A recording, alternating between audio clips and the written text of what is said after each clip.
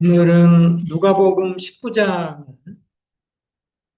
해서 함께 누가복음 19장 28절부터 40절까지인데요. 주님이 예루살렘에 들어가시는 내용과 연관되어서 이번 주 중에 이렇게 경건의 시간을 가지면서 이 말씀을 보면서 다시 제 자신을 또 보게 되고 또 이 구절을 통해서 또 과거에도 좀 교훈받았던 내용들이 있었는데 좀 정리해서 다시 오늘 좀 말씀을 교제하려고 생각합니다.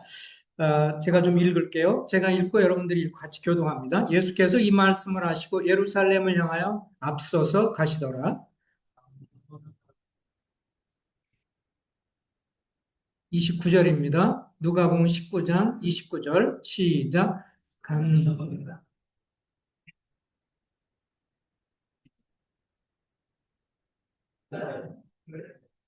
이르시되 너희는 맞은편 마을로 가라. 그리로 들어가면 아직 아무도 타보지 않은 나귀 새끼가 메어 있는 것을 보리니 풀어 끌고 오라.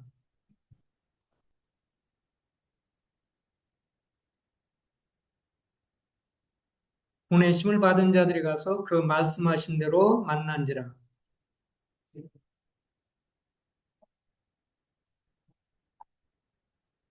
대답하되 주께서 쓰시겠다 하고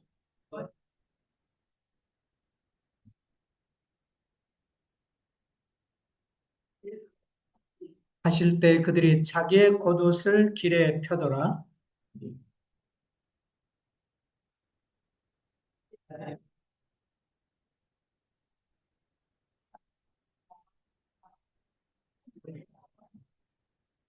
이르되 찬송하리로다. 주의 이름으로 오시는 왕이요 하늘에는 평화요 가장 높은 곳에는 영광이로다 하니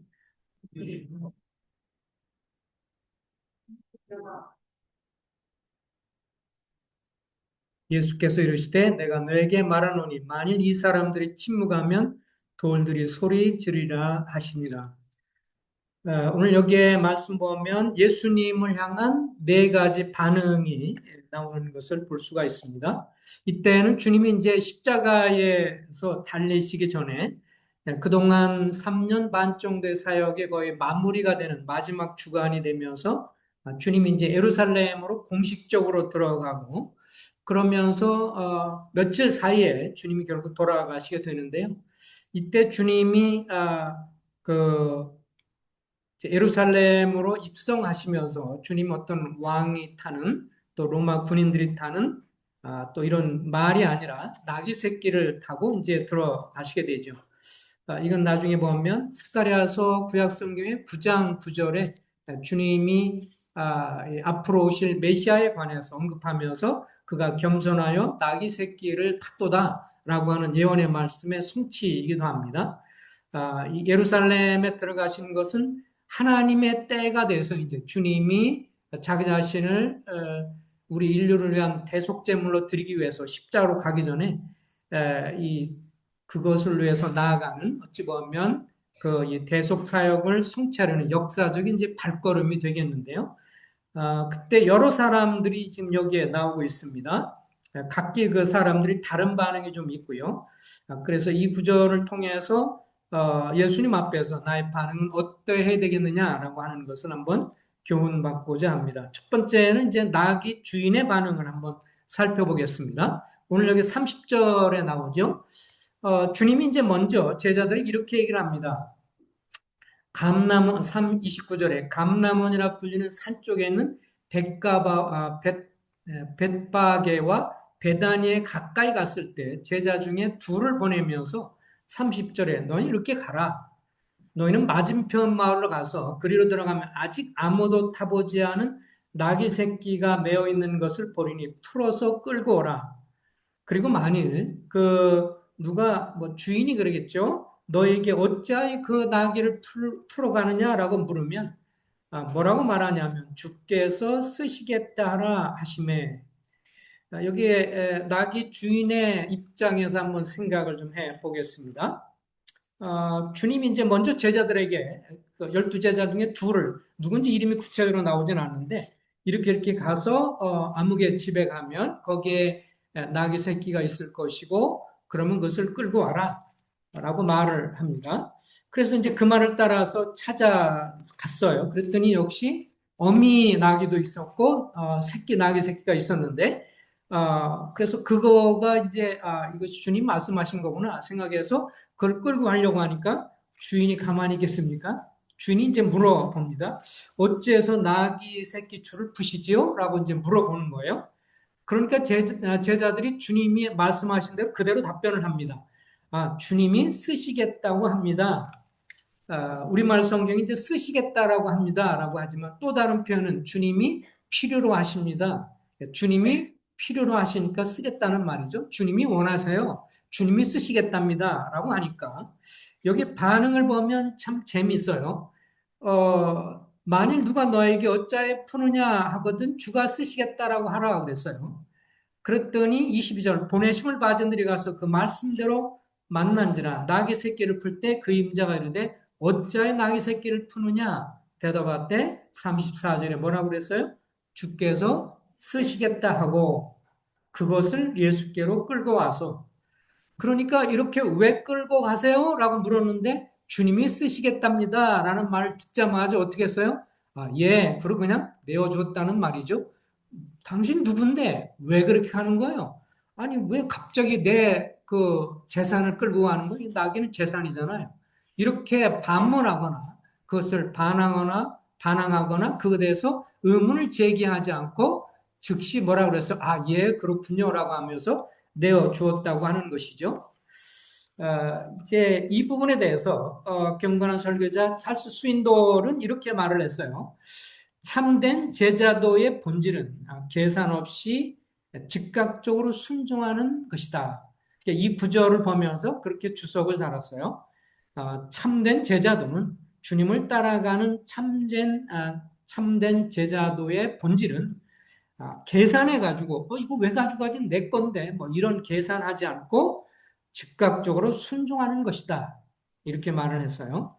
낙의 주인이 예수님을 개인적으로 만나서 주님을 잘 알고 있는지 없는지에는 이곳에 전혀 언급이 되고 있지는 않습니다. 그렇죠? 뭐 전에 이 구절에 설명하기를 한 구절 붙여가지고 주님이 이미 이 나귀 새끼 주인을 알고 있더라라든지 이런 구절은 전혀 언급이 되고 있지 않아요. 그런데 우리가 이 구절을 통해서 한 가지 할 수 있는 것은 일반적으로 제정신이 아닌 사람이 다른 사람들이 와가지고 자기 나귀 새끼를 데리고 가겠다라고 하는데 선뜻 내어줄 사람은 아무도 없죠. 그죠? 제정신이 아니고는 이렇게 할 수가 없잖아요.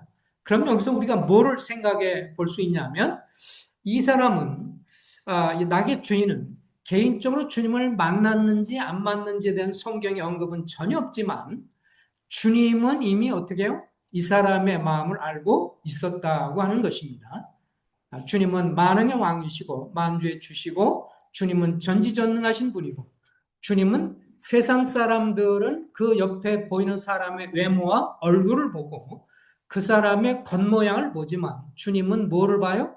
마음을 살피시고 폐부를 보죠. 우리 사람은 다른 사람의 마음을 딱 봤다고 그래서 어떻구나 판단할 수 없어요.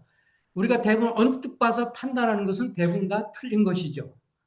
우리가 어떤 사람을 보면서 아마 이럴 거야. 대충 이렇게 생각하지만, 그러나 외모는 판단할 수 있지만, 외모를 따라서 뭐 직업이나 옷차림 보고 이렇게 대략적으로 판단할 수 있지만, 그러나 마음 상태에 대해서는 사실 우리는 대부분의 지레 짐작하지만 틀릴 경우가 훨씬 더 많습니다.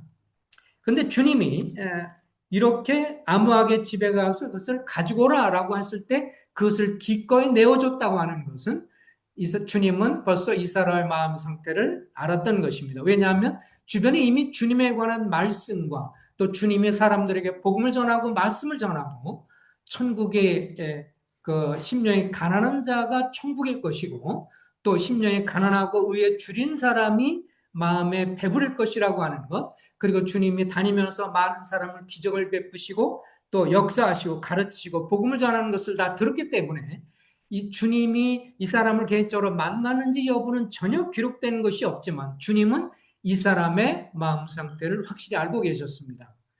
이 사람이 이 낙의 주인이 주님을 향한 신뢰가 있었고 기꺼이 내가 쓰겠다라고 말할 때 예, 그렇게 하십시오라고 내줬다는 것은 주님의 주권을 인정했다고 하는 것이고 주님을 그 마음 가운데 확실히 믿고 따르는 사람이었다고 하는 것입니다. 그렇기 때문에 주님이 나귀 새끼를 필요로 하십니다라는 말에 기꺼이 자기 나귀를 예, 그렇게 하십시오라고 말할 수 있었던 것이죠. 그리고 주님이 하필 왜 그 사람 집에 갔겠느냐? 아까 말한 것처럼 그 많은 마을에 나귀 새끼들이 한두 마리겠어요? 오늘날 우리 시골에 농사 지으면서 소가 집집마다 소를 기르는 것이 대부분 마을에 있는 것처럼 거기에는 나귀 새끼들을 나귀를 키우는 동네니까 중동 지역에 그 집에만 나귀가 있는 게 아니잖아요. 여러 집에 다 있고 나귀 새끼도 곳곳에 있을 것인데 왜 하필 이 사람 집에 가서 주님이 했느냐라고 하면 이 사람의 마음 상태를 알고 있었다고 하는 것입니다. 우리는 사람 마음을 파악하지 못하지만 주님은 아십니다. 주님은 우리가 주님을 향해서 마음이 열려 있는지 그리고 주님을 향해서 정말 믿으려고 하는 건지 아니면 주변 사람이 믿으라고 강요하니까 어쩔 수 없이 듣기 싫지만 그냥 들어주는 것인지 우리는 우리는 사람들의 마음에 대해서 적당히 알 수 있지만 그러나 주님은 가장 잘 아십니다. 그래서 주님은 주님 앞에 우리 마음을 속일 수가 없는 것이죠. 사람은 다 속일 수 있어요. 사람의 마음은 다 감출 수 있어요. 사람들 앞에서는 안 그런 척 할 수 있지만 그러나 우리가 무엇을 더 좋아하는지 정말 주님을 추구하는 것인지 아니면 돈을 추구하는 것인지 그 마음이 어떤 것을요. 우리는 입술로 포장할 수 있지만 주님 앞에는 포장할 수가 없습니다. 주님은 다 아시기 때문에 그렇습니다. 오늘 여기에 나귀 새끼 주인의 마음을 아시는 주님. 주변의 제자들도 이 사람을 미리 만났다고 하는 말도 없고 이 사람의 이름도 몰랐을 거라고 생각합니다. 그렇지만 주님은 조용히 그 마음 가운데 주님을 향해서 주의 복음을 향해서 또 주님 자신이 어떤 자인 것, 어떤 분인가 하는 것을 마음에 열고 받아들이는 그것에 대해서 주님이 알고 있었기 때문에 주님의 주권을 인정하고 가서 주님이 쓰시겠다라고 말만 하면 기꺼이 내어 드리려고 마음에 준비하고 그렇게 마음에 열려 있고 주님의 주권을 인정했기 때문에 주님 뭐라고 그런 거예요? 그 집에 가서 나귀 새끼를 풀 때 왜 가져갑니까? 라고 물으면 주님이 쓰시겠다고 하라. 주님이 그 마음을 이미 알고 있었기 때문에 가서 얘기를 그대로 하니까 어떻게 해요? 예, 그렇게 하십시오. 라고 해서 나귀를 끌고 가는 것을 보게 되어집니다.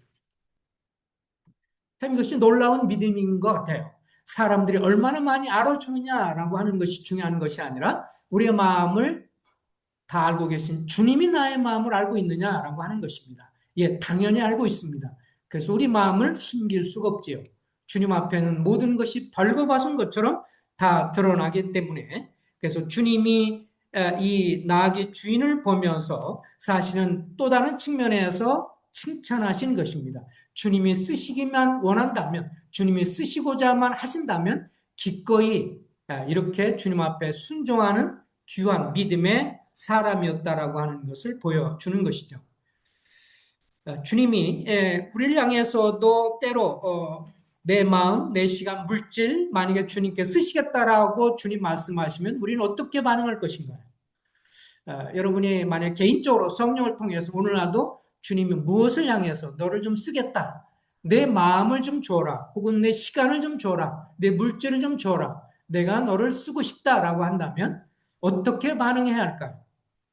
여기에 낙의 주인 우리들한테 정말 놀라운 도전을 합니다. 그리고 주님을 따르는 진정한 제자는 그저 많이 어떤 과정을 공부하고 뭐 이렇게 저렇게 공부를 하고 해서 제자가 아니라 주님 앞에 예라고 언제나 열려진 마음이고 주님 말씀이면 계산하지 않고 따르는 사람인 것을 볼 수가 있습니다. 우리는 어떤 때 잘못하면 왜요? 내가 왜 그럴까요? 왜 내가 하필요? 주님 왜 하필 나보고 왜 나보고 그러시죠? 왜 뭘 이걸 왜 나보고 하라고 그러죠? 왜 내 것을요? 뭐 이렇게 변명할 수 있지만 여기에 낙의 주인은 그런 면에서 이름이 알려져 있는 무명의 그리스도인이지만 오늘날 우리에게 진정한 제자도가 무엇인지 진정으로 주님을 따르는 것이 뭔가를 가장 잘 보여주는 귀중한 본이 되는 분인 것을 볼 수가 있습니다. 순종으로 기꺼이 자기 것을 내어드리는 사람이었습니다. 두 번째는 이제 주님의 공식적인 제자들의 반응입니다. 35절부터 보겠습니다. 35절에 가니까 이제 그 주인장이 이제 주께서 쓰시겠다 합니다라고 하니까 35절 그것을 예수께로 끌고 와서 자기들의 겉옷을 나귀 새끼 위에 걸쳐 놓고 그래서 이 나귀 새끼를 데리고 옵니다. 그리고 나귀 새끼 위에 자기들의 옷을 걸쳐 놓습니다. 그런 다음에 36절에 보면 가실 때 제자들이 자기의 겉옷을 길에서 펴더라. 이 나귀 새끼와 그리고 자기의 겉옷을 펼쳐서 그 나귀 새끼 위에 놓고 또 자기 옷을 걸어서 주님이 예루살렘으로 행차하는 데 있어서 입성하는 데 있어서 길을 환영한다는 표시로 마치 오늘날 뭐 유명한 연예인들이 어디 가면 어떻게 해요? 앞에 빨간색으로 쫙 이렇게 뭘 깔죠? 네, 카페트를 쫙 깔아서 환영하는 것처럼 자기들이 입고 있던 겉옷을 던지면서 주님이 들어가는 길에 나귀를 타고 가시는 이런 길에 그 길을 이렇게 환영하는 이런 모습을 볼 수가 있습니다. 그러면서 이 제자들이 이제 큰 소리로 찬송을 하죠. 37절에 보면 뭐라고 그러냐면 이미 감람산 내리막에 가까이 오매 제자들이 온 무리가 자기들이 본 바 모든 능한 일을 인하여 기뻐하며 큰 소리로 하나님을 찬양하여 이르되 찬송하리로다 주의 이름으로 오시는 왕이요 하늘에는 평화요 가장 높은 곳에서는 영광이니라 하니라.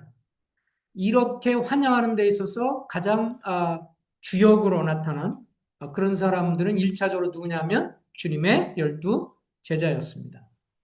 그런 다음에 거기에 또 어떤 표현을 쓰냐면 37절에 보면 제자의 온 무리가 이렇게 되어 있어요. 12 제자뿐만 아니라 성경에 보면 주님이 그 또 다른 그 제자들 있죠. 뭐 70인명의 주님의 제자들이 있고 또 이렇게 여러 명의 주님을 따르는 제자들이 있었던 것을 볼 수 있습니다. 아마도 그런 모든 그동안 주님 믿고 따랐던 12 제자뿐만 아니라 70인들 제자들뿐만 아니라 그 외에도 많은 주님을 따르는 이름이 알려져 있는 제자 온 무리가 37절에 보면 제자의 온 무리가 자기들이 본 바 모든 능한 일로 기뻐하며 큰 소리로 하나님을 찬송하면서 주의 이름으로 오시는 왕이요 하늘에는 평화요 가장 높은 곳에는 영광이로다. 이 제자들이 가장 쓰는 용어 중에 하나는 뭐냐면 이런 것이죠. 주의 이름으로 오시는 뭐라고요? 여기 뭐라고 써 있어요? 35절 주의 이름으로 오시는 왕이요 라고 표현했어요. 주님을 정말 믿는 그 제자, 정말 주님을 진정으로 믿는 제자는 어떤 사람이냐면 예수 그리스도를 자기 삶에 무엇으로 받아들인 분이에요? 왕으로 모시는 분이에요. 그래서 여기서 이제 우리가 구원받고 안 받는 거에 대한 구분을 확실히 해볼 수 있는데요.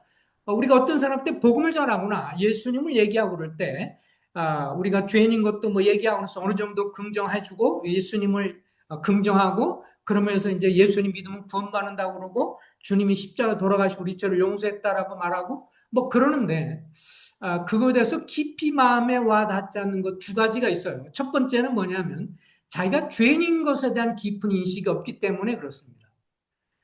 주님이 자기가 얼마나 죄인인지를 깊이 인식하지 못하면 어떤 생각 드냐면 그래서 뭐 어떻다는 거예요. 예수님 십자가 죽었어요. 그래 죽은 거 난 믿어요. 뭐 우리를 위해서 죽었다며요. 뭐 그래요? 다 알아요. 그거 나 부인하지 않아요. 그런데 예수님이 나를 위해서 십자가에서 죽으셨다고 하는 것이 내 죄를 위해 죽었다고 하는 것에 대한 감사가 내 마음에 있느냐? 내 마음에 감사가 없으면 뭐예요? 내가 죄인인 것에 대한 인식이 없으니까 감사가 없는 거예요. 내가 정말 주님 앞에 죄가 있는 죄인인 것에 대한 인식이 분명히 있으면 어떤 식이 돼요? 내가 죄에 대한 인식이 있기 때문에 그런 나를 위해서 주님이 죽으셨다고 하는 것에 대한 진실한 마음에 감사가 있습니다. 근데 그게 없다면 지식으로는 내가 머리로는 뭘 알아요? 내가 죄인이라고 하도 뭐 얘기하니까 그리고 나도 생각할 때 가끔씩 죄는 지니까 그냥 죄인이라고 이렇게 뭐 그냥 인간적으로 이렇게 누구도 뭐 죄인 아닌 사람이 어디 있겠어 라면서 그냥 다 말하지만 그러나 주님 앞에 정말 지옥 갈 만한 죄인이다. 내가 이렇게 살다가 천국이 아니라 영원한 지옥에 들어갈 형편없는 죄인이라고 하는 인식이 없기까지는 복음이 나에게 복음이 되지 않습니다. 그래서 나에게 즐거움이 되고 감사가 되지 않습니다. 그냥 이야기고 그냥 성경 이야기고 늘 듣는 이야기지 거기에 성령님의 강한 책망과 또 성령님의 책망으로 인해서 내 마음에 반응하면서 주님 정말 제가 죄인이군요. 이런 깊은 깨달음이 없고 자기에 대한 인식이 없으면 우리가 복음이 전해지는 내용이 단순히 뭐에 불과하냐면 지식에 불과합니다. 지식으로는 사람이 구원받지 않습니다. 자기가 죄인이 그래서 주님은 내가 세상에 온 것은 의인을 찾으러 오는 것이 아니라 죄인을 찾아서 구원하려 함이라 그랬기 때문에 내가 죄인인 것에 대한 분명한 깨달음, 정말 처절하게 지옥 갈 자인 것에 대한 깨달음이 없으면 그 다음에 그냥 해답을 알려주고 주님이 널 왜 죽었다고 그러고 아무리 얘기해도 아무런 소용이 없습니다. 그리고 오히려 때로는 그것이 해답을 알려주는 것이 해가 될 수 있습니다. 왜냐하면 해답은 알고 있으니까요. 그래서 만약에 걸려서 그 다음에 안 넘어가고 죄에 대한 인식이 없으면 더 이상 복음에 대한 진전을 할 필요가 없고 오히려 뭐예요? 계속 기도하면서 이 말씀을 듣는 이분이 죄인인 것을 깊이 인식하게 해주세요라고 기도하면서 그 부분을 계속 기도하면서 그 부분을 얘기하는 게 맞는 것이지. 그거에 대한 인식이 없는데 주님이 십자가 돌아가셨으니 모든 걸 다 해결했다. 맨날 그 얘기 해봐야 아무런 소용이 없어요. 오히려 구원받는데 방해가 될 수가 있습니다. 우리는 복음 전할 때 지혜로울 필요가 있어요. 그러나 그래서 여기에 진정한 주님을 믿는 사람의 자세가 주님을 믿는 온 무리가, 그죠? 37절. 제자의 온 무리가 주님을 기뻐할 수 있었다는 것은 주의 이름으로 오시는 왕이여 라고 말을 했습니다. 주의 이름으로 오시는 왕이요. 정말 구원받은 하나님의 자녀는, 정말 거듭난 하나님의 자녀는 자기의 삶에 있어서 자기가 주인이고 자기가 왕이 아니라 누가 왕이에요? 주님이 나의 삶의 왕으로 오신 분이고 그것을 영접한 사람입니다.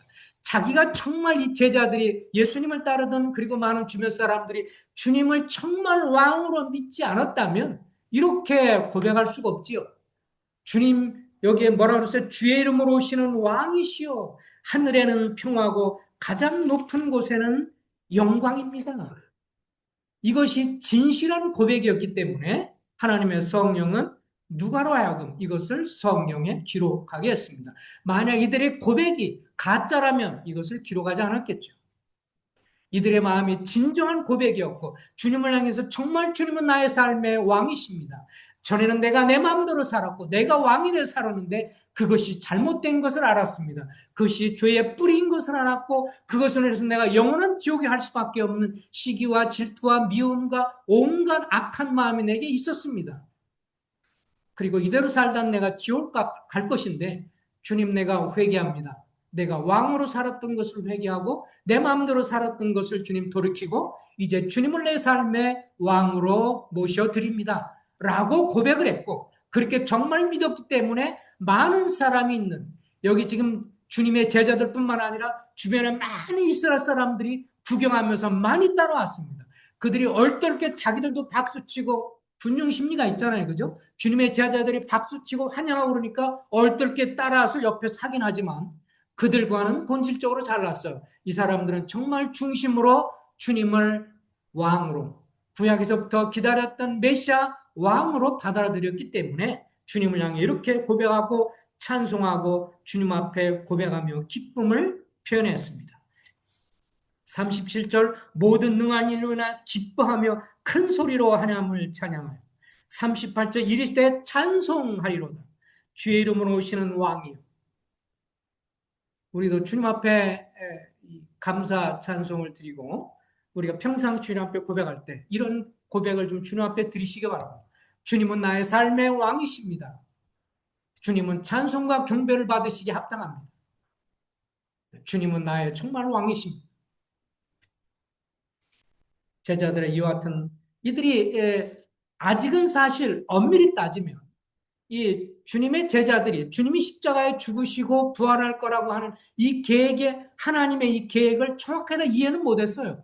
주님이 계속 내가 십자가 못 박혀 죽을 거라고 그러니까 베드로는 그러지 마세요. 막 책망까지 하고 그러면서 아니 왜 그렇게 빨리 죽으신다는 거예요? 막 이러면서 오해도 했고 주님이 계속 가르치니까 어렴풋이 언젠가는 죽으실 거다 뭐 이런 생각을 했지만 사실은 요거 며칠 사이에 죽게 되는데 이런 하나님의 전체적인 계획과 하나님의 전체적인 그런 하나님의 뜻을 다 이해는 못했어요. 그러나 다 이해는 못했어도 누구는 신뢰했어요? 그 주님에 대해서 왕으로 신뢰했고 받아들였습니다. 우리가 모든 것을 다 알지는 못할 수 있어요. 하나님의 모든 계획을 다 알지 못할 수는 있습니다. 그러나 우리가 주님을 신뢰하면 그분이 선하신 분이고 주님이 왕이시고 만왕의 왕이시고 만주의 주라서 모든 것을 통괄하시고 총괄하시고 운행하시는 주님이라는 걸 믿으면 그분의 모든 계획을 다 우리가 알지 못해도 우리는 신뢰할 수 있고 제자들처럼 주님을 찬송하고 감수할 수 있어요. 어린아이들이 부모를 어릴 때 믿고 따르고 어린아이에게서는 엄마 아빠가 뭐라고 그래요? 우주라고 말하잖아요. 그죠? 전부예요. 그래서 어렸을 때 2살, 3살, 4살, 5살 막 이럴 때 엄마와 떨어지는 것, 아빠와 떨어지는 것, 더군다나 엄마가 떨어지는 건 더 심각한 거죠.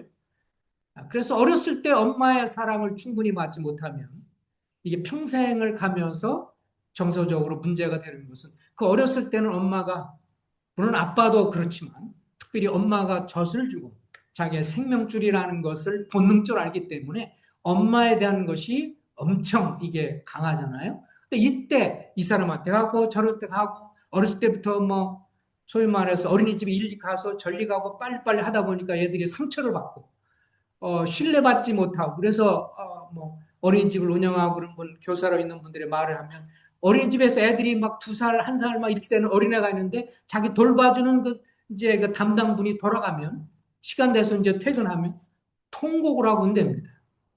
왜냐하면 자기 엄마도 집에서 통곡하면서 자기를 맡겨서 와서 여기서 이제 제2 엄마 같은 사람이 돌보는데 또 떠나. 그러니까 막 통고하고 막 울어요. 애들이 정서적으로 얼마나 안 좋겠어. 너무 일찍부터 이렇게 보내는 건 정말 애한테는 평생의 잘못을 저지르는 거예요.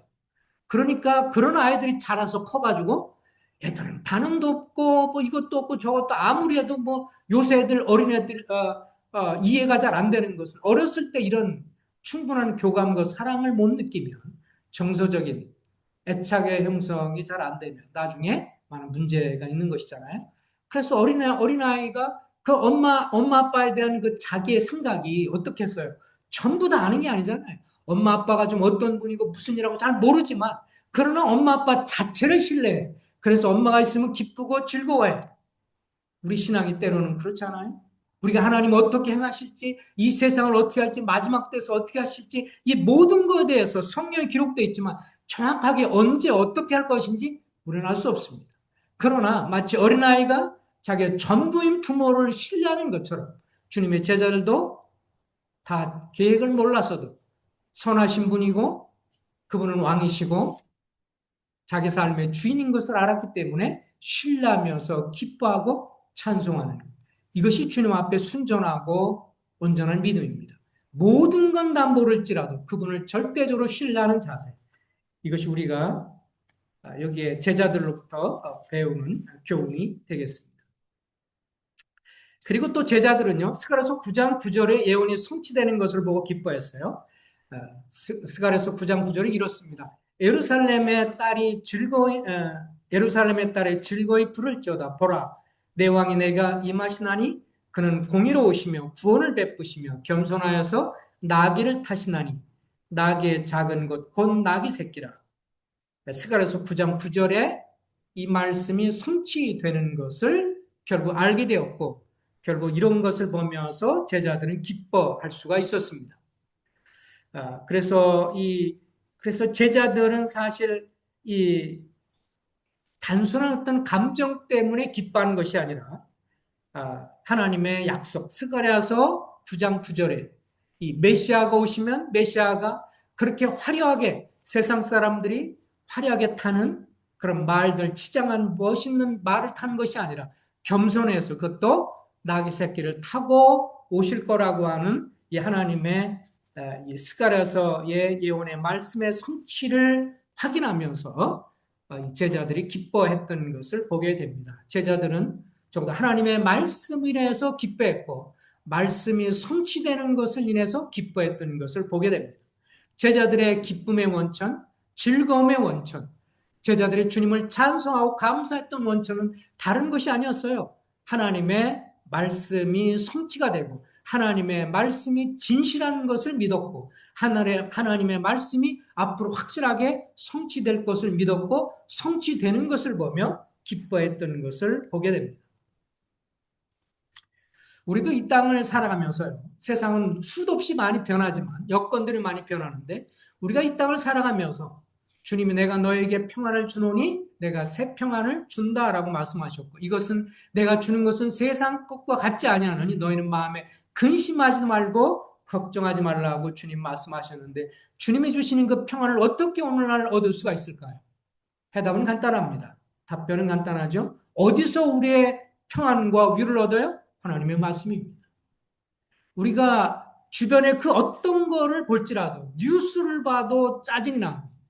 예, 오늘날 세상의 뉴스, 국제 정세, 저 트럼프의 저 막가파 트럼프의 저런 모습들, 관세 문제, 신경질과 짜증이 나고, 그 다음에 뭐 그런 여러 가지 국제 정세 상황 이런 걸 보면 짜증과 뭐 열불만 나고 여러 가지 이 정치적인 뭐 이런 것들 상황 봐도 별로 좋아 보이지 않고 사람마다 다 다르겠지만 어찌됐든 참 팍팍하고 어려운 시대에 우리가 살고 있고 날씨를 봐도 이게 종잡을 수 없는 마지막 때가 돼서 그런지 정말 이제 봄, 여름, 가을, 겨울이 스무스하게 예전처럼 이렇게 기대대로 되는 게 아니고 이게 마지막이 되니까 정말 예측할 수 없는 지금이 무슨 장마 시기처럼 비가 오잖아요.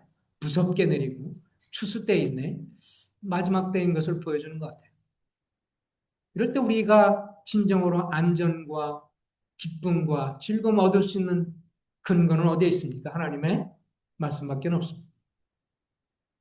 제자들이 주의 말씀을 읽고 묵상하고 그것이 실현되는 걸 기뻐했던 것처럼 오늘도 우리가 하나님 말씀을 읽고 묵상하고 순종하는 자에게 주어지는 이 복은 세상이 주는 복과 다르다고 하는 것. 이것은 분명한 것을 다시 한번 보여줍니다. 세 번째는 여기에 백성들의 반응입니다. 이들은 일시적으로 이런 반응을 보였죠. 백성들은 제자들이 막 주님을 향해서 환영하면서 호산나 그 말은 구원하소서 호산나 구원하십니다. 그러면서 막 환영하고 제자들이 막 옷을 던지고 막 그러면서 환영하는 모습 보면서 얼떨결에 따라서 이렇게 막 환영하면서 마치 모든 예루살렘에 있는 사람들이 다 주님을 찬송하고 환영하는 것 같았어요. 여기에 백성들은 얼떨결에 군중 심리에 의해서 그랬습니다. 그렇다고 이분들이 진짜 주님을 믿은 사람은 전혀 아니었습니다. 이 사람들은 주님에 대해서 전혀 관심도 없는 사람이었습니다. 이런 기대는 했어요. 로마의 통제를 받는 이스라엘 민족을 해방시켜 주기 위해서 이제 주님이 오셨을 거라고 기대를 했습니다. 그래서 주님이 예루살렘 입성해서 막 환영하고 자기들이 기대했던 것처럼 말을 타고 멋있는 행차를 하는 게 아니라 뭐 나귀 새끼를 타고 쫄쫄쫄 올라가는 게 참 겸손하다 못해 너무 초라해 보이기도 했지만 어찌됐든 저분이 우리를 로마의 속국으로부터 로마의 통치로부터 우리를 구원해 줄지 모르겠다라고 하는 그런 기대감을 가졌지만 그들의 예상과는 전혀 빗나게 주님은 정치적인 해방자가 아니라 백성들을 향해서 죄와 사망과 사단의 권세에서 저들을 건지기 위한 영적 해방자라고 하는 것을 알게 되면서 실망이 그들의 마음에 들어오기 시작을 했고 이제 환영이 오히려 분노로 바뀌게 되면서 시간이 얼마 지나지 않은 다음에 곧바로 백성들이 뭐라고 그래요? 예수를 향해서 십자가에 못 박아라 못 박아라. 이때는 며칠 전까지만 해도 같이 제자들과 환영하면서 주님이 오는 것을 환영했던 사람들이 며칠 지나고 나서 곧바로 주님을 십자가에 못 박으라면서 주님을 향해서 대적하고 이를 가르는 것이 바로 백성들이었습니다. 그래서 여기에 백성들이 이렇게 일시적으로 함께 성도들과 주의 자녀들과 함께 제자들과 함께 주님을 막 찬송할 때 얼떨결에 같이 따라가면서 군중심리에 반응하는 것은 진정한 믿음의 표현이 아니었습니다. 우리가 이스라엘 백성들에게서 보면서 우리는 반면교사로 이들이 하는 걸 보면서 우린 이래서는 안 되겠다라고 하는 배우는 교훈이 있다면, 이 사람들은 어쨌든 처음에 주님 오실 때 환영을 했잖아요. 기뻐하고 즐거워 같이 막 찬송한다. 우리 얼떨결에 따라서 찬송하고 주님을 높이고, 왕이라는 말은 마음에도 없었지만 아마 쫓아했을 수도 있지만, 그러나 그게 이제 자기들이 정치적으로 기대했던 그것이 아니라 뭐 나중에 결국 주님 앞에 잡혀가고 잡히는데도 뭔가 기적을 베풀어 가지고 자기를 딱 끈을 풀어버리고 오늘날 무슨 영화에 나오는 것처럼 그죠? 막 힘이 좋아가지고 그냥 툭툭 끊어버리고 막 삼손처럼 이래서 뭔가 있어야 되는데 뭐 무기력하게 채찍질을 맞으시고 십자가 끌고 가고 뭐 그런 모습들을 보면서 자기들이 기대하고 소망했던 것과는 전혀 다른 모습, 그런 것들을 보이자 실망하고 뒤로 물러났던 것이 바로 백성들이었습니다. 이들은 일시적으로 주님을 열광했지만 이것은 진정한 믿음이 아니었습니다. 그냥 감정의 기복이었고 잠깐 동안 주님을 믿는 척하고 주님을 따르는 척 했을 뿐이지 전혀 마음에 감동이 없었습니다. 우리도 때로는 기복신앙 같은 것을 좀 우리가 조심할 필요가 있습니다. 우리가 주님 앞에 기대를 해요. 주님 어떤 것들을 기대하고 주님이 나의 삶을, 나의 가족을 뭐 이렇게 해서 물질적으로는 여러 가지 면에 좋게 해주길 기대했다가 잘 안 되면 엄청 그것 때문에 실망하고 좌절하고 뒤로 물러나고 그런 신앙이 된다면 그것은 기복 신앙입니다. 복을 주십시오, 복을 주십시오. 그러고 안 되면 돌아서는 기복 신앙이나 다를 바가 없습니다. 우리의 성경적으로 붙들어야 할 믿음은 상황이나 감정에 따라 흔들리는 믿음이 아니라 변하지 않는 하나님의 말씀에 근거한 우리의 믿음이 되어야 하고, 그리고 주님이 나에게 기도하고 우리는 기도할 수 있습니다. 내가 주님께서 필요한 대로 주님이 역사하시고 삶의 필요를 채우시고 일용할 양식을 주시고 또 직장을 위해서 뭐 여러 가지 진급을 위해서 기도할 수 있습니다. 그러나 기도했음에도 불구하고 그렇게 그것을 하나하지 않으면 하나님이 다른 뜻이 있다고 하는 것을 받아들이면서 그거에 쓴뿌리를 갖고 주님께 대한 실망과 또 사람들에 대한 실망으로 뒤로 물러나는 것이 아니라 주님의 주권을 인정하면서 주님의 선한 것을 끝까지 믿고 나아가는, 잠시 실망하고 낙심할 수 있지만 그렇다고 해서 계속 그 자리에 머물러 있지 않고 주님을 따르는 신앙. 그래서 주님이 여전히 나에게 선하신 분입니다 라고 믿음으로 나아가는 것이 주님을 기쁘시게 하는 신앙. 그냥 좋은 여건만 되고 그때는 주님을 막 찬송해다가 조금만 건강이 안 좋거나 조금만 사업이 안 되거나 조금만 여러 가지 안 좋으면 낙심해서 뒤로 물러나는 것은 기복신앙적인 자세입니다. 우리는 그거보다는 주님을 끝까지 신뢰하는 그런 자세가 필요하다고 생각합니다. 이제 네 번째는 여기 이 가족들의 입장입니다. 네 번째는 여기에 나귀 가족입니다. 이거는 좀 약간 제가 우화적으로 좀 풀어봤는데요. 아, 이런 거를 뭐 일컬어서 설계 방식 중에서는 막 이야기 형체다, 이야기체다, 스토리텔링이다라고 말하기도 하는데, 사실 나귀가 말을 못 하잖아요.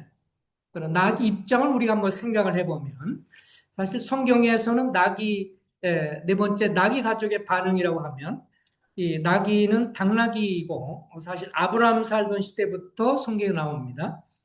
아브라함 이삭을 희생으로 드리러 갈 때도 나귀를 탔고요.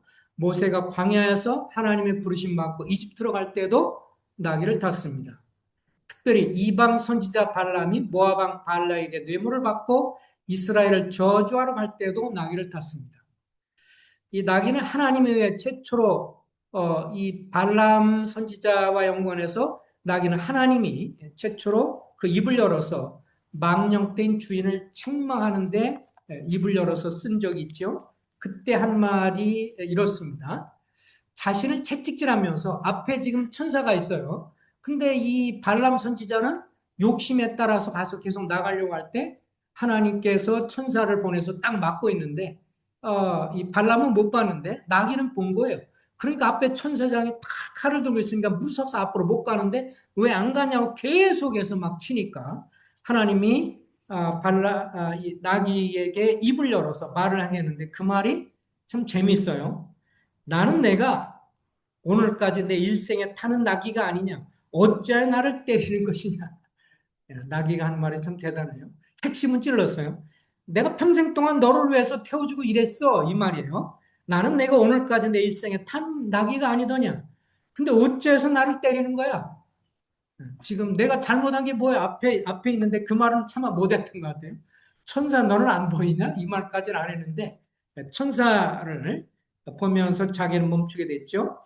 오늘 누가복음 19장 28절 48절 나귀가 나오죠. 그래서 저는 이렇게 생각해 봅니다. 만약에 나귀가 하나님이 기적을 한 번 더 베풀어서 나귀가 이때 상황을 말로 할 수 있다면 뭐라고 그랬을까? 이렇게 한번 생각해 보면서 우화적으로 한번 살펴봤습니다. 지금부터는 제가 나귀의 대변인에서 간증을 대신해 주겠습니다. 저는 어느 평범한 나귀 부모님에 의해 예루살렘 근처에서 태어났습니다. 점차로 자라면서 저는 나귀로 사는 힘든 일상이 점차 싫어졌습니다. 나는 하필 왜 볼품없는 나귀로 태어났을까? 내가 멋있는 말로 태어났더라면 얼마나 좋았을까? 헤롯 왕족의 호사스러운 나들이 행차를 볼 때, 혹은 무장한 로마 군인들이 태운 말들을 볼 때마다 무거운 짐을 나르는 내 처지를 보면서 자괴감이 들었습니다. 뼈시 서서히 뜨거워진 어느 날 오전에 주인장 계십니까? 라며 주인집 대문을 두드리는 소리에 깜짝 놀랐습니다. 뜻밖의 방문에 다소 당황한 제 주인이 대문을 열었고 두 방문객과 무슨 이야기를 하는데 다 듣지는 못했지만 나중에 주께서 나귀를 쓰시겠답니다. 라는 말은 분명히 알아들었습니다. 그러자 주인은 망설임 없이 그렇게 하시지요 하면서 우리 쪽으로 방문객들을 안내했습니다. 저는 낯선 사람들이 무서워서 본능적으로 얼른 엄마 나귀 뒤로 숨었습니다. 하지만 두 방문객은 아주 평온한 얼굴로 다가와서 저희들을 조심스레 이끌어 마을을 지나 예루살렘 성 입구 쪽으로 나아갔습니다. 사람을 처음 태우는 제게 주인장은 엄마 나귀를 함께 가도록 해 주었는데 그것은 제가 너무 당황하거나 놀라지 않도록 배려한 조치로 보였습니다. 저희들은 두려운 마음으로 안내자들을 따라가면서 수많은 군중들을 보면서 몹시 놀랐습니다. 우리는 특별히 10여 명의 사람들에게 둘러싸여 있는 어느 분에게 끌려갔는데 그분을 처음 보았을 때 저와 엄마는 깊은 인상을 받았습니다. 그분은 온유하고 겸손한 분이심이 말과 행실에서 나타났습니다. 비록 옷은 평범한 옷을 입고 있었지만 왕족들이나 높은 군인들에게서 볼 수 없는 어떤 신성한 권위가 풍겼습니다. 얼마 되지 않아 우리는 그분이 나사렛 출신 주 예수님이라는 것을 알게 되었습니다. 소문에 의하면 예수님은 수많은 병자를 고쳤고 귀신을 쫓아내고 가난한 자를 위로하고 죽은 사람을 다시 살리고 사람들의 죄를 용서했으며 그 결과 새 삶을 사는 사람들이 적지 않다는 소문도 돌았습니다. 무엇보다도 그분은 아이들과 심지어 우리 동물까지 아끼신다는 소문을 듣고 있었습니다. 더 놀라운 소문은 그분이 하나님의 아들로서 세상에 오셨고 인간들의 죄를 대신하여 십자가에 죽으실 분이라는 것이었습니다. 게다가 죽은 뒤 사흘 후에 죽음에서 부활하리라고 스스로 말씀하셨다는 소문도 충격적이었습니다. 물론 이런 소문이 완전히 거짓말이라고 결사적으로 반대하며 그분을 죽이려는 음모를 꾸미는 종교 지도자들도 많다는 그런 흉악한 소문도 익히 들어서 잘 알고 있었습니다. 그런데 바로 그분이 우리 쪽으로 점차 다가오시더니 미소를 머금고 제 등을 부드럽게 쓰다듬어 주었습니다. 그러자 제자들이 겉옷을 벗어 제 등에 덮고 그분을 부축해서 등에 오르게 하셨습니다. 저는 다만 그분이 타도록 조용히 서 있으면 되었습니다. 오, 세상에 그렇게 고귀하고 영광스러운 분이 저처럼 비천하고 보잘것없는 나귀 새끼의 등에 타신 것입니다. 주님이 제 등에 탔다는 것에 저는 마음이 너무도 기뻤습니다. 얼마 가지 않아 예루살렘 성문으로 오르는 길에 수많은 사람들을 만났습니다. 그들은 길 양쪽에 서서 종려나무 가지를 꺾어 길에 던지며 크게 환호했습니다. 호산나 구원하소서 다윗의 자손이요 찬송하리로다 주의 이름으로 오시는 이여 가장 높은 곳에서 호산나. 엄청난 군중들의 뜨거운 환영을 받으며 우리는 예루살렘 성문을 지나 성 안으로 들어갔습니다. 그러는 동안 얼마나 저희 마음이 흥분되었는지 모릅니다. 사실 주님을 등에 태우고 성문을 향해 걸어간 시간은 그렇게 길지 않았습니다. 주님을 등에 태우고 걸어가면서 제가 마음으로 얼마나 자랑스럽게였는지 이루 말할 수 없습니다. 얼마까지만 해도 화려한 말과 견주면서 나귀로 태어난 신분의 열등감으로 비관했던 자신이 너무 부끄럽게 느껴졌습니다. 얼핏 보니 바로 뒤따라온 엄마 나귀도 이심전심이었던 것 같습니다. 엄마 눈에서 영롱하게 맺히는 작은 눈물방울이 그렇게 말하고 있었습니다. 군중들의 환영을 받으며 걸어가면서 저는 한껏 우쭐한 마음이 들었습니다. 그래서 말없이 저를 뒤따라오는 엄마 나귀에게 잔뜩 거들먹거리며 말을 건넸습니다. 엄마, 잘 보세요. 저렇게 많은 사람들이 환영하는 것을 보니까 우리가 그냥 평범한 나귀가 아닌 것 같아요. 아마도 특별한 조상의 후손인가 봐요. 그러자 엄마는 한심하다는 듯 잠시 저를 쳐다보더니 부드럽지만 진지한 어투로 저를 교정해 주었습니다. 얘야, 엄마는 지금 너무도 기쁘고 즐겁구나. 하지만 사람들이 그렇게 환영하고 칭송하는 것은 우리를 바라보는 것이 아니야. 내 등에 타고 계신 겸손하신 주님을 주목하고 찬송하는 것이란다. 하지만 엄마는 단지 천지의 주인께서 우리 나귀 등에 타셨다는 것만으로도 너무도 황송하고 감사할 따름이란다. 이런 엄마의 나귀의 말에 제 얼굴은 금세 부끄러움으로 붉게 물들었습니다. 엄마가 이번 행차의 주인공이 주님이었다는 사실을 확실히 정리해 주셨기 때문입니다. 그날 하루 종일 제 마음이 들떠 있어서 우리가 어떻게 집으로 돌아오는지는 잘 기억나지 않습니다. 약간 중략하고 생략하고 아무튼 우리 나귀 가족이 기적적인 경험을 통해 깨달은 교훈을 나누겠습니다. 먼저 우리 같은 평범한 짐승도 주님이 쓰시는 도구가 된다는 것입니다. 크고 멋있는 짐승들뿐 아니라 우리같이 허접하고 고집센 짐승들도 주님께 자신을 드리기만 하면 주님의 거룩한 도구가 될 수 있음을 배웠습니다. 그리고 주님을 겸손히 삶의 주인으로 모시고 살 때 삶에 참된 가치가 있음을 배웠습니다. 그저 하루하루 일하고 먹고 사는 것이 가치 있는 인생이 아니라 주님의 사명을 실천하며 사는 것이 하나님께 값진 인생이라는 것을 깨닫게 되었습니다. 또한 내가 세상에서 자랑스럽고 영광스러운 순간이 있다면 그것은 내가 스스로 빛나서가 아니라 내 위에 계시는 영광의 주님이 있기 때문임을 알게 되었습니다. 따라서 자신이 대단한 존재인 양 교만한 마음을 갖는 것이 얼마나 어리석다는 사실도 배우게 되었습니다.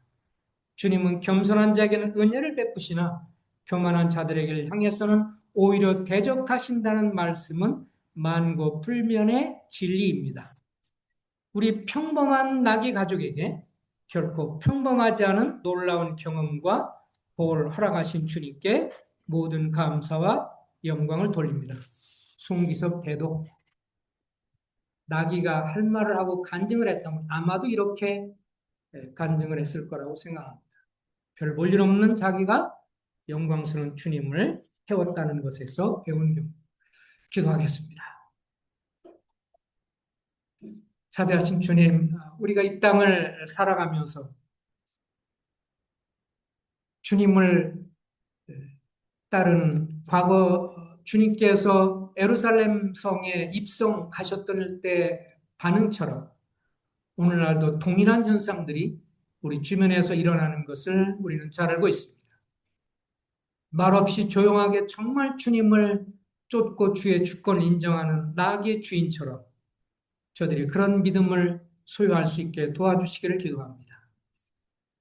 주님 제자들처럼 주님을 진정으로 따르는 무명의 제자들처럼 입술로가 아니라 주님을 삶의 왕으로 모시는 진정으로 구원받은 성도여 주님의 제자로서 삶을 살아갈 수 있도록 저희를 이끌어 주시기를 기도합니다. 바라건대 저희가 많은 군중처럼 되지 않게 해 주십시오.